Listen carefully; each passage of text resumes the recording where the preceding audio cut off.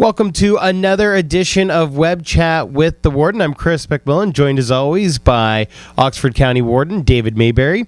David, I understand you were at Beachville for Remembrance Day. Can you tell us what the ceremony was like there? Well, it's, I was going to say it's sort of the normal ceremony that you would expect. I think it was a little special because of the fact that it was the 100th anniversary of the signing of the armistice, and it had I think a very good crowd showed up for it. I think more than maybe the committee was even expecting. So it was, as always, a time to remember, to reflect on the the kind of the great blessings we have in this country, and the need for all of us to learn to live with in love and peace and harmony. So I'm always pleased to be there, despite the fact that it is recognizing a very difficult part of our history. Absolutely, and it is great to hear, really across the board at all the ceremonies in Oxford County, that the numbers were up this year. People were going out and honoring our veterans as they should. I understand there's a county event coming up next week as well. Can you talk a little bit about the robotics competition?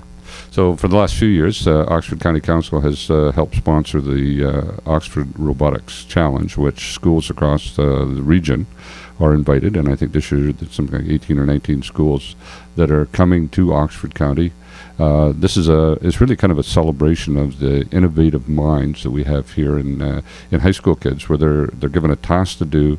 They're given some basic components and say, build a robot that will accomplish a task. And it never ceases to amaze me that if you have 15 or 20 different people doing the same job, they come up with 15 or 20 different ways of doing it. And it's trying to encourage people to to sort of think innovatively, and to sort of say, well, we did it this way before, but we can do it a different or a better way. And I think that kind of innovative thinking is what we want to encourage in the county and beyond. And it's great to see, I think there's four students from each school are part of the challenge, along with a coach. And they come and they bring some great ideas on how to accomplish relatively simple tasks, but it requires them to think beyond the normal, and that's what we want to encourage. Absolutely, always a fascinating event. We've got one more council meeting left with this current council.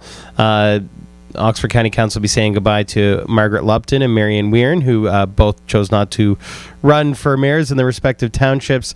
Take us through the process now. So what's going to happen? We've got two new members to Oxford County Council. The rest, I believe, are returning.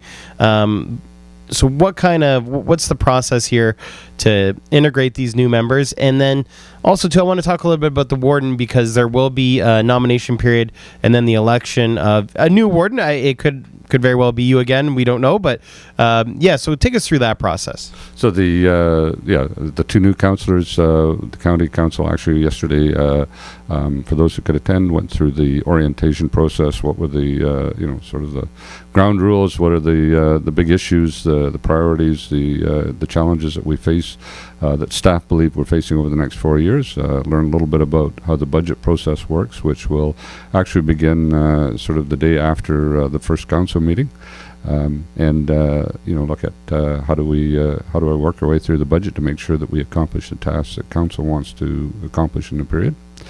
The actual warden selection process, anyone that's interested from county council can in fact seek someone to nominate them, and then whatever number of people are nominated, the council in an open vote votes, and if there's more than if there's a tie or anything, basically you just eliminate one at a time until you're down to the last person. And if it gets down to there's the tie for the last two, the procedure is that you have to draw the name out of a hat, and that's one way of doing it. It lets fate decide who our next warden was. But anyone that's interested certainly is probably out seeking a nomination or a nominator and getting their name on the ballot.